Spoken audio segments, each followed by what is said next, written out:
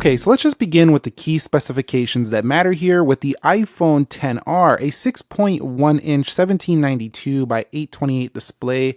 On the rear, a single 12 megapixel camera capable up to 4K 60p, 3 gigs of RAM in the body of this phone, also has the Apple A12 Bionic chip, and a 2942 milliamp hour battery inside the body. All right, so let's talk about the build with this phone. 194 grams is what the iPhone XR weighs, and it's a pretty weighty phone, a little bit chunky as well. On the sides, you'll see this thing comes in right around 8.3 millimeters thick, and it does have Gorilla Glass on the front and back. Also, this phone is capable of IP67 dust and water resistance. However, I did get it wet one time and the speakers got really loaded with water and it sounded really tinny. It took me a while to get that water out, so I wouldn't recommend you taking this thing anywhere in deep water, nothing like that. But overall, the build in 2021, definitely a go. I still think it's premium. I still think it feels great.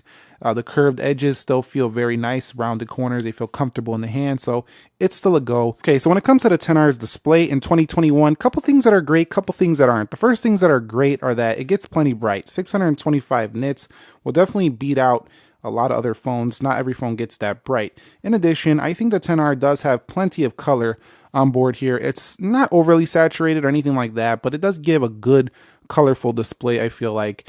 And then it also does have support for dark mode, night shift, and true tone, and videos look pretty good, and text also looks pretty sharp on this phone. Now, I will state that the iPhone XR though does have some downsides, and the downsides of this display are that, of course, it doesn't hit the 800 nits of the Pro display, but it's the resolution. The resolution of this display just clearly not as good as the other iPhones. Now, there's been numerous videos comparing more sharp iPhones to this iPhone, but the iPhone 12 clearly is a better display with OLED. This being LCD, if you prefer liquid crystal displays, you'll prefer this one over OLED, which can strain certain people's eyes depending on how you adjust to those panels. So do try out an OLED in store, maybe look at LCD, see which one looks better to your eye. Okay guys, so being honest with you here with the software, it feels just like any other iPhone. It's super smooth still. The A12 Bionic chipset has not skipped a beat.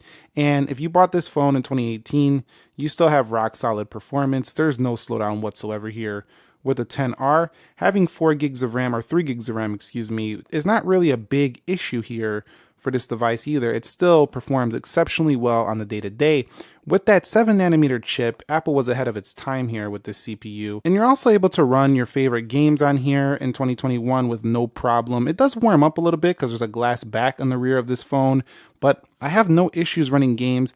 While they won't load as fast as the latest 12 Pro Max, phones like that, they still will fire right up and they'll play just fine. Now, when it comes to the storage, you could get this phone all the way up to 256 gig, which you see here, which I think was fantastic for the XR. So if you buy one now, you'll be able to get a cheaper version of a 128 gig, 64 gig, or a 256 gig. So let's talk about the cameras. The iPhone XR does have a 12 megapixel rear camera capable up to 4K at 60 on that back camera up here. And you can switch it right there in video settings.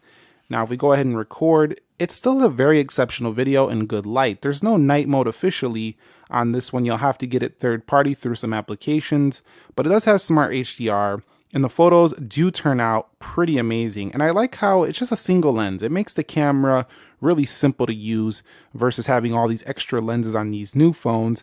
And honestly, I'm still pretty happy with the results here. I think that the newer phones got sharper. They do a little bit better with high dynamic range and things like that.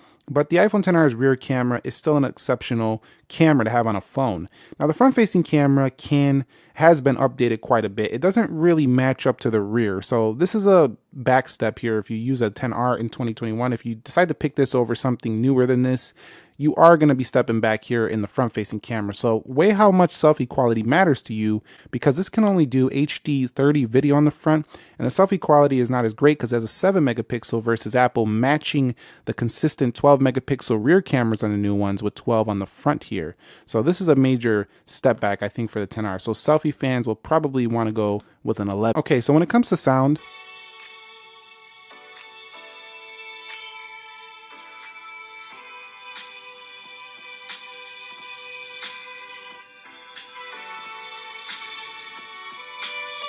So the sound in 2021 is definitely acceptable. It comes out of the top and the bottom speakers of this phone. I'm pretty happy with it. You do have to use Bluetooth if you want to connect to headphones and stuff like that though. And the battery life on the 10R is pretty excellent. This phone doesn't have the largest one, but at 2942 and great optimization of iOS, this phone can go the distance. It's actually more impressive than some other iPhones that are currently on sale today. I think the iPhone 12 gets worse battery life than this. It could be due to the 5G and the OLED display, but this one right here easily gets through a day with no problem. So does the 11, but this one is no exception either. So you'll also have capabilities for wireless charging on the rear and fast charging on this phone. So it's not just that it can charge, fast, but you can also throw it on any Qi wireless charger. Pretty nice to have. And the Face ID on this phone actually works just as well as pretty much all the other Face ID iPhones. I didn't have major issues, but I will say that the angles on the 11 Pro and the 12 series, you can actually open it on a little bit more extreme angles on the newer ones, but this one still worked pretty fantastic. Okay, the worst thing about the 10R though has been its radios, like the signal strength when you're using the phone on 4G LTE. This was one of the worst iPhones I've used in this respect. Now, keep in mind, I do live in a major metropolitan area, Chicago, so definitely it was pretty decent for me. But once I started going out in the suburbs and stuff like that, I started to lose signal. There was times I couldn't even use 4G LTE. So depending on where you live, this could be a bad phone in terms of that. And that has to do with these not being Qualcomm modems. And it's even worse than the 10s Max is in here as well. So this is not the best. Now, don't get me wrong. Don't take that statement with, oh, this guy's saying I'm not even going to be able to make a phone call. I'm not even going to be able to use my internet. Forget the 10R. No, that's not what I'm saying. What I'm saying is it's not going to be as reliable as some other iPhones, and it's not going to be as reliable as some other Samsung competitor phones. Phone call quality itself, though, was pretty good when you did have signal, and speakerphone was loud enough for sure. So that's it. Is the iPhone 10R worth it in 2021? For $349 to around $600 for this phone, depending on where you're at. You can get this in 5 different colors: black, red, yellow, blue, coral, white. It's a tough one because you have competing phones with newer features at a similar or cheaper price. So you really got to want Apple, and you really got to want a bigger iPhone at a cheaper price. You don't want the SE 2020 because it's an older design. You don't want to pay the extra for the 11. That's where the 10R really comes in handy. It could be a great backup phone, or if you're getting a phone for maybe a parent, or maybe it's a first-time phone, a first-time iPhone for a teenager, something like that. Or even if this is just in your budget range and you just need a newer iPhone, and you need an iPhone, you need something pretty good, I think the 10R is still a recommended iPhone. So let me know your thoughts down below in the comment section of this video. If you found it helpful, entertaining, informing, give it a thumbs up. And are you buying the 10R in 2021? Let us know down below. Nick here. Be sure to be well. I will catch you all in the next episode, and peace.